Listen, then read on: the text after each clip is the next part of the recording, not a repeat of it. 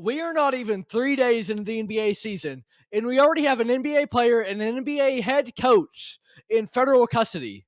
The FBI has arrested both Terry Rozier and Chauncey Billups as they are looking to crack down on gambling. For Chauncey Billups, it was illegal gambling. For Terry Rozier, it was sports betting specifically. And this is massive, massive news. The NBA season just kicked off, and we had a couple good games, couple of really good, great games. That season opener was incredible. And it felt like the league was starting to get rolling with some momentum, but this is a massive crackdown.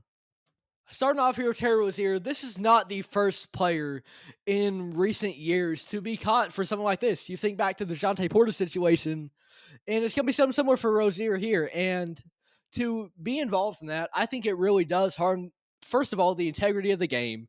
When you have players betting not only on themselves, but betting on the unders, not the overs, where they can say, oh, I'm just pushing myself to do better, which even then, that's kind of questionable, but the unders.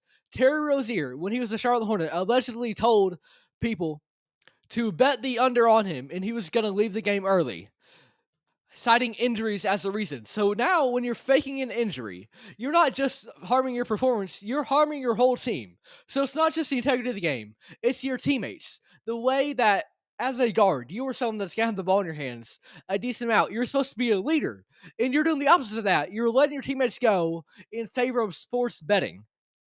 That's terrible, and that's something that we've had numbers about this in the past, but now the FBI has made the arrest on him. The Federal Bureau of Investigation has cracked down on Terry Rozier.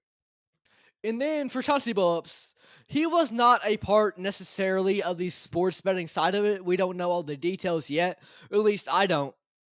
But even still, to be involved in illegal gambling, as a head coach, you were asked to be kind of a role model. You are above your team in terms of your status. You are somebody that players are to look to, right? That other organizations they look at and they say that Chauncey Billups is the leader, the coach of the Portland Trailblazers. So that is setting a very bad example when you go out and you do something like this. So you hate to see that on both sides of it. And really, though, we're going into a world that is more and more focused on sports betting, I feel like, than ever before. On NFL, on NBA broadcasts, all the time you'll see so many ads for DraftKings and FanDuel, Prize Picks, whatever it might be. You turn a corner, there is a sports betting ad, and I feel like something does need to be done about that. Because when you have a situation like this, when the players are getting involved in the very thing that is being advertised by a multi-billion-dollar corporation, that's not a good look. And with someone like Terry Rozier or Jonte Porter, you could point and say that maybe it was a one-off. It was simply a player who made a bad decision. But then you get to a head coach being involved in illegal gambling. And that's just a whole new level, a whole new thread to the situation. And yet, the league is still promoting these sports betting sites. And that just doesn't align with me. I'm not here to propose a solution. There's a lot of people smarter, more equipped to do that than I am. However, I do feel like we need to start having more thorough conversations about the way that sports betting has infiltrated the market in the advertisements of the biggest leagues. And now we're getting circumstances like this where players are being involved in that sports betting.